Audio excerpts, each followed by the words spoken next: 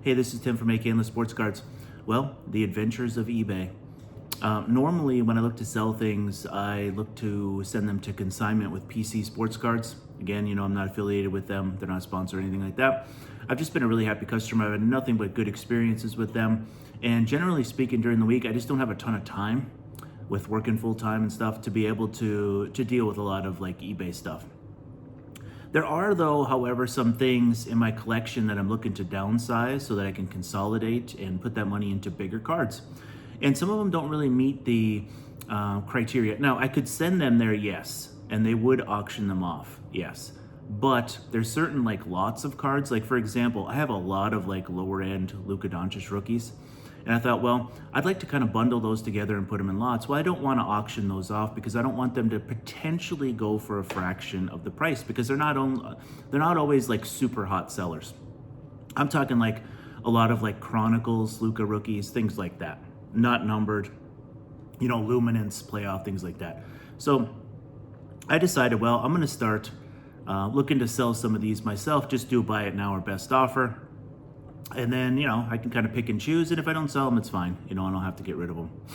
But, part of my goals for this year is, looking to consolidate. And I mentioned players I'm looking at in a previous video.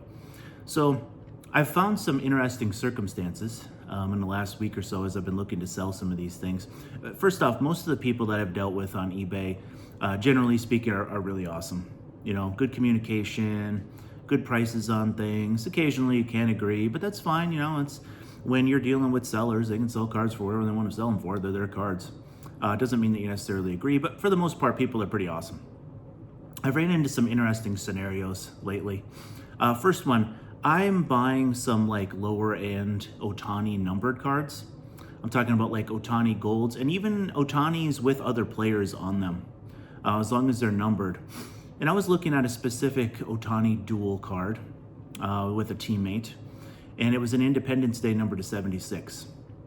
And I put in an offer, and the seller countered, and I thought about it, and I was like, I was probably a little hasty. I didn't say anything. There's no message or anything, but I declined the offer. And later on in the day, I'm like, I kind of want that card. It may not be worth quite what they're asking, but I'm gonna go ahead and offer what he had asked, and I'm willing to buy the card. I think it's an okay price. And so I sent the offer, and they countered at a higher price. And it's like, okay. Apparently, the seller must not have been happy with me declining his original offer. Not enough time had passed for other comps to come out, anything like that. So I just declined and moved on. So I thought that one was kind of interesting. I've noticed that a lot of eBay sellers that are doing buy it now or best offer, they don't really even consider a lot of offers unless it's like almost exactly what the asking price is. So I'm not sure what the strategy is. I'm not sure if the strategy is, well, I'm gonna do buy it now or best offer to get more eyes on the auction, maybe, or on the listing, I should say. Maybe that's the strategy. But I'm talking like, you're asking $300 for a card. Somebody offers you $270 and it's auto declined. You offer $280, auto declined. You offer $290, auto declined. Like, I'm just not sure what the strategy is. I guess the strategy, maybe in this case, worked. It got me to look at the card and it got me to talk about the card, I guess, even though I'm not being very specific. I just think that's interesting. Doing a buy it now or best offer, but not really considering offers. I don't know. That's just something I've run into a couple times. Again, sellers can ask whatever they want for cards. I'm not really upset about it. I just find it to be kind of interesting. It's just a little surprising. I had a lot of Luka rookies, and I added up the total sale value before I listed them, and it was around $300. That's what the total was. So I listed at $300 or best offer. Guy offers me around $200, a little bit over. And I had, a lot of feedback, and I had a couple offers actually that were a little bit higher at that time, right around $230, $235. And I thought, I'm gonna go ahead and counter at $230, which I thought was a smoking deal. I thought it was a really good deal. And the person declines, but they don't just decline, they send a message. And the message was something to the extent of, I'm just gonna buy a different lot with better cards. I tried. Like, it was pretty rude, and then declined. I guess I just don't understand the point of the message. So I get it if you for some reason don't agree with the price. Hey, that's your prerogative. You have every right to do that. But why a rude message? Now, do I contact this person back and like make it into a big deal? And no, I'm not going to put them on blast. No, I'm not going to post their name on here or anything like that. But do I like, get super upset and, fire back and start a big thing back and forth? Nah, I just put them on the block buyer list and moved on. Because there's just no reason for that. Like, if I put in an offer and they decline and I think there was a really fair offer, I'm not messaging the seller and sending them rude messages. I may talk about these scenarios as being kind of interesting, kind of surprising, but I'm not messaging them about it. It's kind of a I'm taking my ball and going home type of philosophy, and I just thought it was kind of weird. Side note on that though, remember the original offer was just over $200. I ended up selling it for $50, or excuse me, 40. Let's be exact. I ended up selling the lot for $40 more than the person's original offer. So it actually went for $20 more than my counter offer to the buyer. So, worked out. Wasn't too upset about that. Added them to the blocked buyer list just because I just don't believe in sending rude messages. Interact with people like you would in person. Everybody on the other end's a human, and everybody's just, for the most part, pretty respectful and just trying to, sell some cards and whatever the case may be. And there's no reason to be disrespectful to the people like that. So I just don't deal with those types of people. One more piece, and then I'm going to get into some pickups. So this is one interesting thing too that I don't do as a seller. So I made an offer for a Mahomes card, and I based it on the last one that had sold within the last day. Same grade, same card, everything.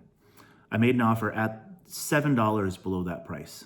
So I thought, well, it's ballpark. They might counter a little higher. They counter at their asking price. But then they're pleading about it and saying, well, this is a very, very fair price. The last raw one went for this, blah, blah, blah. Listen, my advice to you, especially if you're not super experienced with cards, I use the 130 point website. Again, not affiliated, anything like that, but I use the 130 point website. You can actually see what all of these eBay auctions and best offer sold prices are. And this card had just sold the day before for $7 below my offer, and he wants me to buy it at $65 and think that it's a great price. There's a bunch of other ones on the bay. Again, I'm not super upset about it or anything like that. But when somebody sends me that type of a message, basically saying that, hey, that's an unreasonable offer because, it didn't say unreasonable, just said basically that this is very, very fair because last raw one did this. My response was just fact-based. It's like, hey, the last PSA graded card, same grade, just sold for $7 higher than my offer. Yeah, if you countered a little higher, then yeah, I go on market rates, and it's a Mahomes card. Mahomes got a little bit of a bump on certain cards after the Super Bowl. Well, that bump is disappearing quick. He's a great player, don't get me wrong, but some people struck while the iron is hot and they got more for their cards. Well, they're starting to drop. And so I'm not one of those unreasonable buyers though. I'll typically look at an average, but some cards when they're trending in the right direction, I don't like to go much higher, especially when they're cards that are relatively easy to get. That's the other piece. I'll get this card eventually. And if I wait a little bit longer, I'll get it for probably cheaper than what I offered. So it's no rush. It's not like it's a super rare thing. Because my philosophy has always been that if it's rare and fair, go ahead and buy it. Whether you're at a show and you find something that's rare and hard to find and it's fairly priced, something that you want, my philosophy is I try to buy those cards because you might not have another opportunity. With this one, there's lots of them out there. I didn't check the pop, but it's lots. Probably, I would guess, hundreds, if not over 1,000. So not super worried about that. So just a small number of pickups. And I got 2 cards in the mail that were relatively cheap, but they're numbered and they're Ohtanis, so really pumped about those. And then had a really rare retail find, so I want to share those with you guys next. All right, here we go. So the first pickup is a 2021 Pals Face Off, Ohtani and Kohei Arihara from the Rangers. It is gold and it is numbered to 2021. That's this card here. Actually, it looks like it's in really good shape. Might see that there's a little touch of wear. Hopefully that'll focus in there a little bit. There's a touch of wear on this bottom corner here. But overall, the card looks pretty good. Like, this might be something I actually send in to get slabbed. Again, you know, my focus baseball-wise is on Ohtani. And this card was really kind of surprisingly cheap. I know it wasn't like a high-end card or anything like that, but I mean, this is $5 delivered. You know, and it's numbered 2021 on the back. And so pretty pumped about this one. I mean, it's cheap. You know, what's a pack of Topps from that year cost? I mean, I don't know, but I'd be happy to buy a pack or two and pull that card. Next one is a 2022 Veteran Combos. It is a Trout and Ohtani, numbered to 2022. The golds from these years of Topps are lined up with are numbered, I should say, with the year of the product. And so here is that card. It's the MVP caliber card. Trout, Ohtani. No longer teammates. Cool card though. This one looks like it's in really good shape also. I'm gonna look at these close. I mean, if I think they have a chance to get a 10, I might send these in. You know, this card was $8 delivered. Super cheap. And again, it's a 2022 card, so it's numbered to 2022 as the golds are. So pretty cool. You know, cheap. So between the two cards delivered, I spent $13. So really cheap. They look in really good shape. If I think they can get even 9s or 10s, I'll probably send them in. And then, much like the North American Sasquatch, I have never seen Prism Monopoly in stores until yesterday.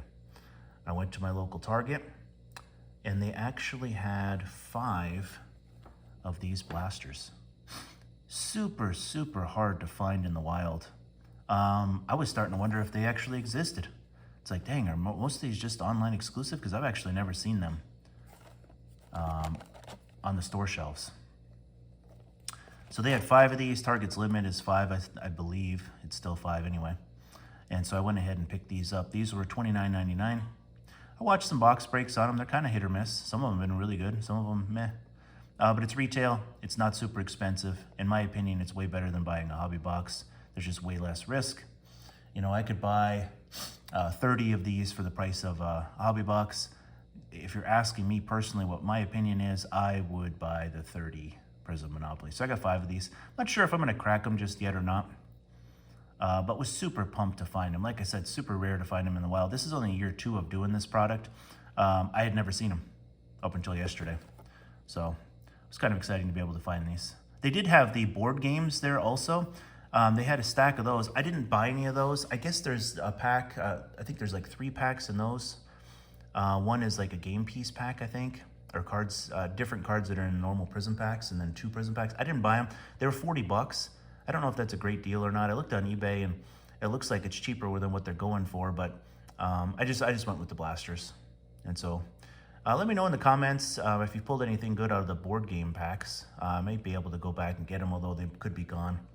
You know, I went there yesterday, so stuff goes pretty fast. So hope you enjoyed this video. Hope everything's going great for you. And remember that the opportunities for collecting sports cards are endless.